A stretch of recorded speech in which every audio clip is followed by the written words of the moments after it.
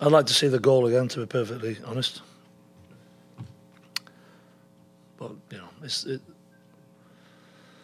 I wasn't sure whether it was a free kick, but, you know, it's the same for both teams. Did you think from your side it deflected, or? I thought it maybe got a nick, but it didn't seem to go in the corner. I don't know.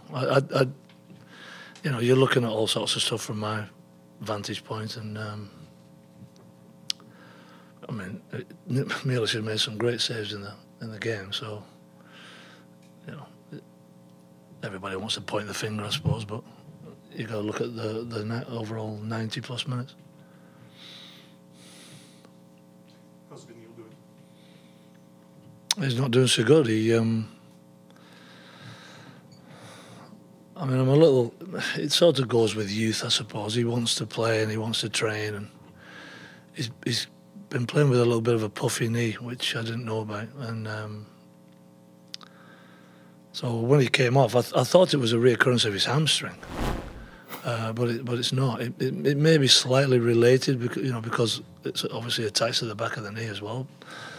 But it sort of just threw us out. He wasn't himself today when we started, because I thought the matchup today with Kamara was ideal for him, and I thought he would bomb on a little bit more like he did against Aguilera, but he didn't seem to have that zip in him, you know. And I thought maybe it's the Canadian trip in the week down to Florida, but it's obviously a bit more serious. So he was kind of carrying this little. Well, he's been training and playing with it. Right. But maybe today, he said when he turned today, he just didn't have it. And so hopefully we caught it early. When you say serious, I'm sorry to cut you off. When you say serious, how long do we know, like how long he might be out? Is there any sort of indication? I was going for an MRI, so I've got my fingers crossed for the lad. But his knee's swollen, which is not a good sight. It seemed like the defending during the run of play was okay with Eckersley and O'Day. Kind of disappointing to give up another goal on a restart. Well, it's always disappointing. You know, you've got to restructure the back four. You've got to do it in an instant. I mean, the lad goes down.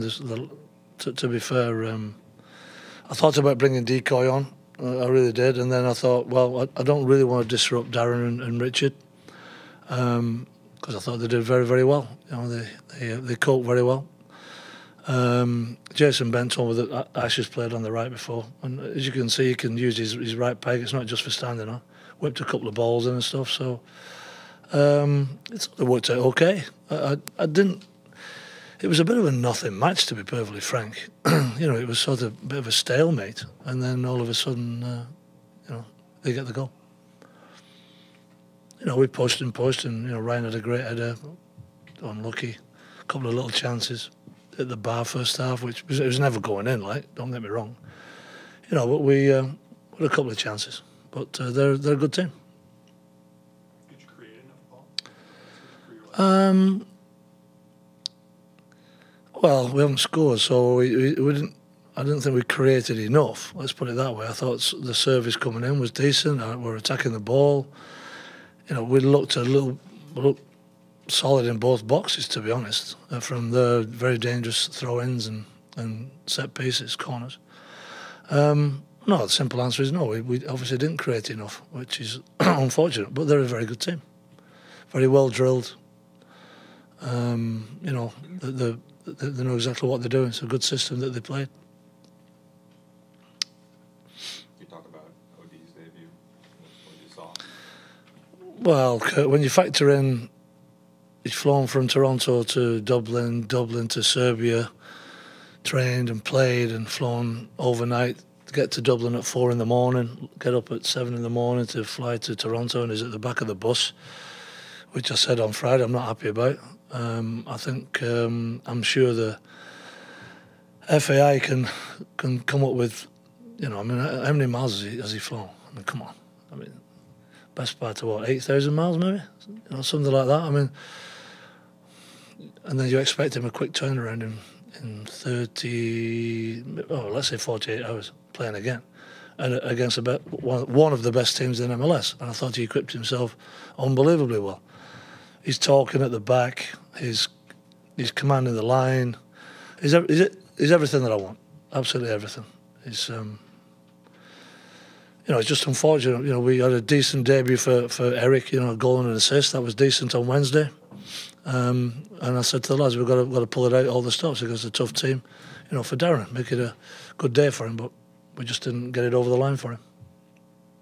Quite a few simple passes not connected. Yeah. Wednesday's game factor at all?